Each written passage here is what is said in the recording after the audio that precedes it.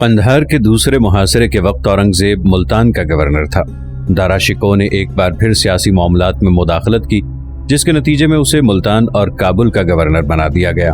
9 سال بعد اورنگزیب کو دوبارہ دکن کا حاکم مقرر کیا گیا۔ 1652 کے آخر میں اورنگزیب ایک شکست خوردہ سپہ سالار کی حیثیت سے دکن لوٹ آیا۔ قندھار کے محاصرے کے دوران شاہجہاں خود بھی کابل میں مقیم رہا۔ اس شکست کے غم کو بھلانے کے لیے شاہجہاں نے واپسی میں نئے دارالحکومت دہلی کی تکمیل کا جشن منایا۔ شاہجہاں نے بہت غور و فکر کے بعد آگرہ کی بجائے دہلی کو دارالحکومت بنانے کا فیصلہ کیا تھا۔ ایک تو یہ کہ آگرہ کی بنسبت دہلی میں زیادہ سہولتیں میسر تھیں، دوسرے یہ کہ دہلی کی آب و ہوا بھی آگرے سے قدرے بہتر تھی، تیسرے یہ کہ آگرے میں مستقل قیام کے سبب ممتاز محل کی روح کا زخم ہر وقت تازہ رہتا تھا۔ اس غم سے فرار حاصل کرنے کے لیے شاہجہاں نے دہلی میں سکونت اختیار کرنے کا فیصلہ کیا۔ 1639 میں دہلی کو نیا دارالحکومت بنانے کے لیے تعمیری کاموں کا آغاز کر دیا گیا تھا۔ اسی سال ایک عظیم الشان قلعے کا سنگ بنیاد رکھا گیا۔ آج بھی یہ عمارت لال قلعہ دہلی کے نام سے مشہور ہے۔ اس قلعے میں شاہی محلات تعمیر ہونا تھے۔ قلعے کے چاروں طرف شہر آباد کرنے کا منصوبہ بنایا گیا۔ اس مقصد کے لیے جمنا کے کنارے دہلی کے پرانے شہر کے شمالی حصے کا انتخاب کیا گیا۔ مسلسل 10 سال تک تعمیراتی کام ہوتا رہا۔ تعمیراتی کاموں کے لیے ملک کے گوشے گوشے سے معمار طلب کیے گئے تھے۔ عمارتوں میں استعمال ہونے والا پتھر آگرے کے قریب سے مہیا کیا گیا تھا۔ بار برداری کے تمام وسائل پر سرکاری قبضہ ہونے کے باعث انگریزوں کی تجارت بھی بہت زیادہ متاثر ہوئی۔ تقریباً 60 لاکھ روپے کی مالیت سے یہ تمام عمارتیں پائے تکمیل کو پہنچی۔ ان عمارتوں میں جامع مسجد دہلی بھی شامل ہے، جو اپنے سادہ نقش و نگار کے سبب دنیا کی تمام مذہبی عمارتوں میں ایک منفرد مقام رکھتی ہے۔ اس شہر کو شاہجہاں آباد کا نام دیا گیا۔ جشن کے موقع پر تخت طاؤس کو آگرے سے دہلی پہنچایا گیا۔ یہ دنیا کا سب سے خوبصورت اور قیمتی تخت تھا جو 7 سال کے عرصے میں تیار کیا گیا۔ تخت طاؤس کے 6 بھاری بھاری پائے تھے جو خالصتاً سونے کے بنے ہوئے تھے۔ ان پر یاقوت، زمرد، لال، پکھراج اور بڑے بڑے قیمتی ہیرے جڑے گئے تھے۔ ان ہیروں کی قیمت کا اندازہ کرنا دشوار تھا، اس لیے کہ کوئی شخص بھی تخت کے قریب جانے کی ہمت نہیں کر سکتا تھا۔ تخت کو دور ہی سے دیکھ کر لوگوں کی آنکھیں خیرہ ہو جاتی تھیں۔ اس تخت کو تخت طاؤس اس لیے کہا جاتا ہے کہ تخت کے پیچھے 2 مور اپنی دموں کو پھیلائے ہوئے تھے۔ موروں کو حقیقت کا رنگ دینے کے لیے ان میں قیمتی ہیرے جڑے گئے تھے۔ انہیں دیکھ کر کوئی شخص بھی یہ نہیں کہہ سکتا تھا کہ وہ زندہ نہیں ہیں۔ دونوں مور اپنی چونچوں میں نایاب موتی کی تسبیح لیے ہوئے اس طرح نظر آتے ہیں جس طرح ابھی ابھی وہ رقص شروع کر دیں گے۔ تخت طاؤس 4 کروڑ روپے کی لاگت سے تیار ہوا تھا۔ تخت طاؤس دربار میں سجا دیا گیا۔ جب شہنشاہ تخت نشین ہونے کے لیے آگے بڑھا تو تمام درباریوں نے دیکھا کہ شہنشاہ کے چہرے پر غیر معمولی سنجیدگی طاری تھی۔ وہ آہستہ آہستہ قدم اٹھاتا ہوا تخت تک پہنچا۔ پھر جیسے ہی شاہجہاں تخت پر بیٹھا تو سارا دربار امراء کی مبارکبادوں کے شور سے گونج اٹھا۔ شہنشاہ نے کھوئی کھوئی نظروں سے اپنے درباریوں کی طرف دیکھا، سر کی جنبش سے مبارکبادوں کا جواب دیا اور پھر فوراً ہی تخت سے نیچے اتر آیا۔ درباری شہنشاہ کے اس طرز عمل پر حیران تھے۔ شاہجہاں یکایک جھکا اور تخت کے قریب سجدے میں چلا گیا۔ کچھ دیر اسی حالت میں گزار کر شاہجہاں دوبارہ سیدھا ہوا اور بآواز بلند کہنے لگا، اے خدا، تو حاضر و ناظر ہے کہ آبنوس کی معمولی لکڑی سے بنے ہوئے تخت پر بیٹھ کر تیرا بندہ فرعون کہا کرتا تھا کہ میں تمہارا بڑا رب ہوں، مگر اس سے کہیں زیادہ قیمتی تخت پر بیٹھ کر محمد شہاب الدین شاہجہاں کہتا ہے کہ وہ تیرا ایک حقیر بندہ ہے۔ اگر تو اس پر اپنا فضل و کرم نہ فرماتا تو اب تک اس کا نام و نشان بھی مٹ چکا ہوتا۔ بے شک تو جسے چاہتا ہے عزت سے سرفراز کرتا ہے اور جسے چاہتا ہے ذلت سے ہمکنار کر دیتا ہے۔ شکر گزاری کا عجیب مظاہرہ تھا۔ اہل دربار کے جسموں پر لرزہ طاری ہو گیا۔ پھر شاہجہاں نے تخلیے کا حکم دیا۔ دیکھتے ہی دیکھتے پورا دربار خالی ہو گیا۔ اگر اس وقت کوئی شخص دربار میں موجود ہوتا تو اپنی آنکھوں سے یہ رقت آمیز منظر دیکھ کر شاہجہاں زار و قطار رو رہا تھا۔ اس کے ہونٹوں پر آہ سرد تھی اور وہ بار بار کہہ رہا تھا، ممتاز، کاش تم بھی اس موقع پر ہماری ہمسفر ہوتی۔ تمہارے بغیر تخت طاؤس تخت مرگ محسوس ہوتا ہے، مگر ہم نے تمہاری خواہش کے احترام میں یہ بے مثال تخت تیار کرایا ہے کہ ہمارے بعد تمہارا محبوب بیٹا دارا شکوہ اس پر جلوہ افروز ہوگا۔ ہم آخری سانس تک ہر اس شے سے محبت کرتے رہیں گے جسے تم نے اپنی زندگی میں چاہا تھا۔ اورنگزیب کی 2 مسلسل ناکامیوں کے بعد دارا شکوہ سیاسی طور پر اور زیادہ مضبوط ہو گیا۔ جشن کی تقریبات میں تمام امراء شریک ہوئے تھے، مگر اورنگزیب کو نظر انداز کر دیا گیا تھا۔ ناظرین، آگے بڑھنے سے پہلے کامنٹ سیکشن میں ہمیں اپنی آراء سے ضرور آگاہ کیجیے کہ آپ کو ہماری یہ سیریز کیسی لگ رہی ہے۔ آئندہ آنے والی اقساط سے باخبر رہنے کے لیے ہمارے چینل کو سبسکرائب کر لیں اور ساتھ موجود بیل آئیکن کو ضرور کلک کر لیں۔ شکریہ۔ دہلی کے لوگ جشن کی ہنگامہ خیزیوں سے لطف اندوز ہو رہے تھے اور شہزادہ اورنگزیب دارالحکومت سے بہت دور ارض دکن میں اپنا کھویا ہوا مستقبل تلاش کر رہا تھا۔ نئے دارالحکومت کے جشن کی تقریبات ختم ہوئیں تو دارا شکوہ نے بڑی ہوشیاری سے شاہ جہاں کے سلگتے ہوئے زخم کو چھیڑ دیا۔ شاہ والا، اگر اورنگزیب کی جگہ میں ہوتا تو آج قندھار کی تاریخ کچھ اور ہوتی، دارا نے انتہائی پرجوش لہجے میں کہا۔ شاہ جہاں نے سوالیہ نظروں سے اپنے محبوب بیٹے کی طرف دیکھا۔ تم کہنا کیا چاہتے ہو دارا؟ یہ خادم اچھی طرح جانتا ہے کہ شاہ ذی وقار نے قندھار کی مہم پر کئی کروڑ روپے خرچ کیے، مگر جب سپہ سالار ہی ناکارہ تھا تو پھر جانباز سپاہی کیا کرتے؟ انہیں اندھیرے راستوں میں لے جا کر موت کی خوراک بننے کے لیے چھوڑ دیا گیا۔ دارا جی کھول کر اورنگزیب کو برا بھلا کہہ رہا تھا۔ چھوٹے بھائی کو شہنشاہ کی نظروں سے گرانے کے لیے اس کے پاس اس سے بہتر کوئی اور موقع نہیں تھا۔ دارا اس صورتحال سے بھرپور فائدہ اٹھا رہا تھا۔ شاہ والا، اس خادم کو بہت دکھ ہے کہ اورنگزیب نے شاہی خزانہ بھی برباد کیا اور عزت مآب کے وقار کو بھی ناقابل تلافی صدمہ پہنچایا۔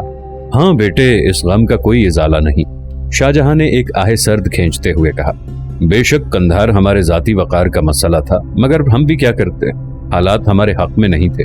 مجبوراً ہم اپنی زندگی کے اس تکلیف دہ واقعے کو فراموش کر دینا چاہتے ہیں۔ میں شاہ والا کے غم کا ازالہ کر سکتا ہوں۔ دارا آداب شاہی کو نظر انداز کر کے اونچی آواز میں بول رہا تھا۔ وہ کس طرح؟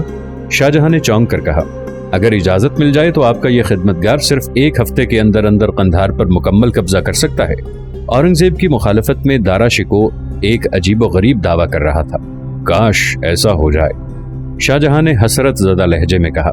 ہماری تو بس ایک ہی خواہش ہے کہ دنیا کی ہر فتح، ہر کامرانی تمہارے نام لکھی جائے۔ باپ کو آمادہ پا کر دارا شکوہ بہت دیر تک مختلف دعوے کرتا رہا۔ بالآخر شاہ جہاں نے اسے قندھار کی مہم جاری رکھنے کی اجازت دے دی۔ دارا شکوہ ایک آزاد خیال انسان تھا۔ شاہ جہاں اور اورنگزیب کی طرح اسے مذہب اسلام سے کوئی خاص لگاؤ نہیں تھا۔ یہی وجہ ہے کہ اس کی محفلوں میں اکثر ہندو جوگی، سنیاسی، شاعر اور نجومی موجود رہتے تھے۔ کچھ دن پہلے دارا کی مجلس میں ایک اور شخص کا اضافہ ہو گیا تھا۔ یہ شخص ایک مجذوب الحال فقیر سرمد تھا۔ سرمد کے بارے میں کوئی نہیں جانتا تھا کہ وہ کون تھا۔ اس کی پوری زندگی ایک حجاب ہے۔ لوگ اس سے خوش ہوئے تو ولی کامل بنا دیا، خفا ہوئے تو کفر کا فتویٰ لگا کر مقتل میں کھینچ لائے۔ عجیب شخص تھا جس سے شدید محبتیں بھی کی گئیں اور نفرتیں بھی۔ نہ اس کا اپنا کوئی گھر تھا اور نہ گھر والے۔ ماں باپ ضرور تھے مگر وہ انہیں بہت دور چھوڑ آیا تھا۔ لوگ کہتے ہیں کہ سرمد تجارت کرتا تھا، لیکن یہ اس پر الزام ہے۔ تجارت تو بہت باہوش لوگ کرتے ہیں اور وہ بچپن ہی میں اپنے آپ کو کھو چکا تھا۔ روایت ہے کہ اس کے عالم جذب و مستی کو دیکھ کر ماں باپ نے گھر سے نکال دیا تھا اور دیگر عزیزوں غمگساروں نے بھی تمام رشتے ناطے توڑ لیے تھے۔ یہ کوئی حیرت کی بات نہیں کہ اہل محبت پر ہمیشہ زمین تنگ رہی ہے۔ سنا گیا ہے کہ سرمد مذہبی اعتبار سے یہودی تھا اور اسے توریت مقدس پوری حفظ تھی۔ سرمد کتاب آسمانی کی آیات اس قدر والہانہ انداز میں پڑھتا تھا کہ سننے والے وجد میں آ جاتے تھے۔ پھر ناگہاں اس کے دل پر قیامت گزر گئی۔ سرمد نے ایک دن یونان آئے ہوئے تاجروں کی ایک جماعت کو دیکھا۔ اس میں ایک برہمن زادہ بھی شامل تھا۔ کہتے ہیں کہ وہ برہمن زادہ ہندوستان کا رہنے والا تھا۔ سرمد پہلے ہی آوارہ روز و شب تھا۔ اس فتنہ نوخیز کو دیکھ کر ہوش و حواس کھو بیٹھا۔ جب وہ برہمن زادہ تجارتی کاموں سے فارغ ہو کر ہندوستان واپس جانے لگا تو سرمد نے بھی اپنا رخت سفر باندھ لیا۔ یونان کے قیام کے دوران اس ہندو لڑکے نے اس سے بات تک نہ کی، مگر وہ ایک بت پرست کے لیے اپنی ساری رسمیں بھول گیا۔ چند ساعتوں کی آشنائی زندگی بھر کا روگ بن گئی۔ پھر وہ برہمن زادہ جانب ہند چلا تو سرمد نے بھی یونان سے ہر ایک رشتہ توڑ لیا۔ گھر، شہر، دوست و اقارب سب نے سرمد کو روکنا چاہا، مگر اس نے اپنا دامن چھڑا لیا۔ سرمد یونان سے ملتان آیا۔ برہمن زادے نے اس کے ساتھ کیا سلوک کیا کوئی نہیں جانتا، بس یہاں تک پتہ چلتا ہے کہ سرمد اس ہندو لڑکے کے تعاقب میں ملتان سے دہلی پہنچ گیا۔ کسی تذکرہ نویس نے یہ بھی نہیں لکھا کہ اس عجیب و غریب عشق کا کیا حشر ہوا۔ بعض کتابوں میں سرمد کے متعلق صرف چند سطریں نظر آتی ہیں۔ لکھنے والوں نے لکھا ہے کہ دہلی آ کر سرمد کے مذہبی عقائد میں زبردست انقلاب آیا۔ وہ گھر سے نکلا تو ایک یہودی تھا، مگر دہلی پہنچ کر مسلمان ہو گیا۔ ہونا تو یہ چاہیے تھا کہ وہ برہمن زادے کے عشق میں ہندو ہو جاتا، مگر خدا کے آخری مذہب نے اسے زیادہ متاثر کیا اور وہ حلقہ اسلام میں داخل ہو گیا۔ یہ انقلاب کیوں آیا اور کیسے آیا اس کے بارے میں کسی کو کچھ علم نہیں، اس کے بارے میں کسی کو کچھ معلوم نہیں۔ چند مورخوں نے یہ بھی تحریر کیا ہے کہ سرمد نے دہلی میں رہ کر علم ظاہری و باطنی میں کمال حاصل کیا۔ ان علوم میں سرمد کا استاد کون تھا، کس نے اس کی روحانی تربیت کی، ان سوالوں کا کسی کے پاس کوئی جواب نہیں تھا۔ دارا شکوہ ایک جاذب نظر شخصیت کا مالک تھا۔ مغل شہزادے کے چہرے کی دلکشی نے سرمد کے سینے کے زخم تازہ کر دیے تھے۔ کہنے والے تو یہاں تک کہتے ہیں کہ برہمن زادے کے بعد سرمد کی جمال پرستی نے دارا کے نقش و نگار میں پناہ ڈھونڈی تھی۔ وہ دارا شکوہ کی محفل میں پابندی سے آیا کرتا تھا اور گھنٹوں پلکیں جھپکائے بغیر مغل شہزادے کی دلفریب شکل دیکھتا رہتا تھا۔ قندھار کی مہم پر روانہ ہونے سے پہلے دارا شکوہ نے اپنے حلقے میں بیٹھنے والے نجومیوں کو مخاطب کرتے ہوئے کہا، میں نے شہنشاہ سے وعدہ کیا ہے کہ 1 ہفتے کے اندر اندر قندھار پر قبضہ کر لوں گا۔ تم لوگ مجھے بتاؤ کہ ستارے کیا کہتے ہیں؟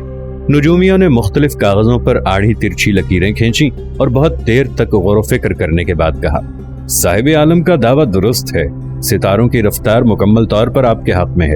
یہ وہ نیک ساعتیں ہیں کہ اس وقت جو کام بھی شروع کیا جائے گا اس میں نمایاں کامیابی حاصل ہوگی۔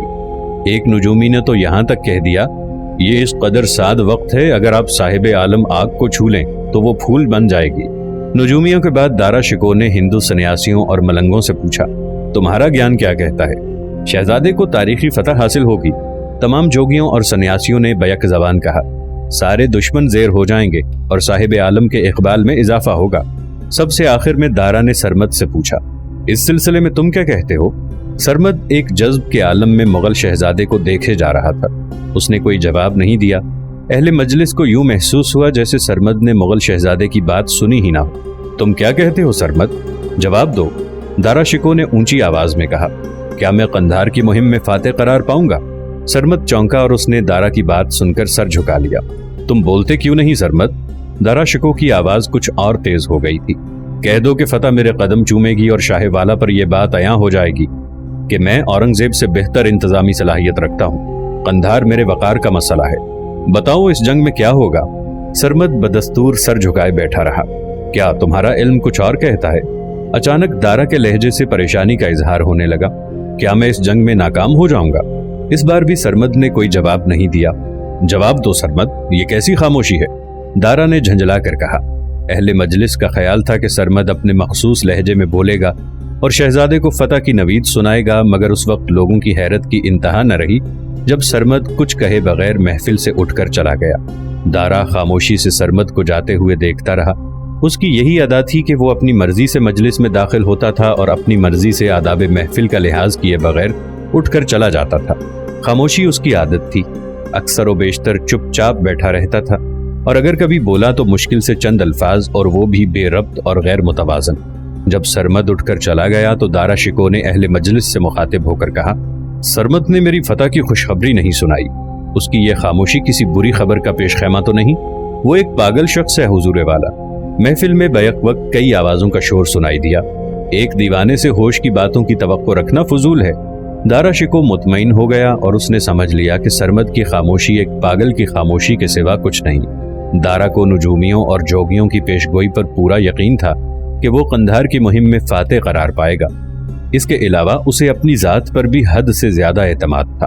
اورنگزیب سے حسد رکھنے کے باعث یہ خود اعتمادی خطرناک حد تک بڑھ گئی تھی۔ وہ قندھار کے قلعے پر حملہ آور ہونے سے پہلے ہی کہا کرتا تھا کہ میں دشمن کا وجود تک مٹا دوں گا اور ایسی یادگار فتح حاصل کروں گا کہ تاریخ اس کی مثال ڈھونڈتے ڈھونڈتے تھک جائے گی۔ الغرض انہی خوش فہمیوں کے ہجوم میں دارا شکوہ نے جنگی تیاریاں شروع کر دی۔ ملتان اور کابل کے گورنر کی حیثیت سے اس نے جاڑوں کا موسم لاہور میں گزارا اور اسی دوران مغل شہزادے نے فوج میں نئی بھرتی کا آغاز کر دیا۔ دارا نے قندھار کے قلعے میں شگاف ڈالنے کے لیے زیادہ طاقتور توپیں تیار کروائیں اور بڑی تعداد میں اسلحہ جمع کیا۔ دارا شکوہ کی فوج 70,000 گھڑ سواروں، 8,000 پیادوں، 10,000 توپچیوں، 500 سنگ تراشوں اور 6,000 سرنگ لگانے والوں پر مشتمل تھی۔ تقریباً 60 توپیں ایک جگہ رکھنے کا انتظام کیا گیا۔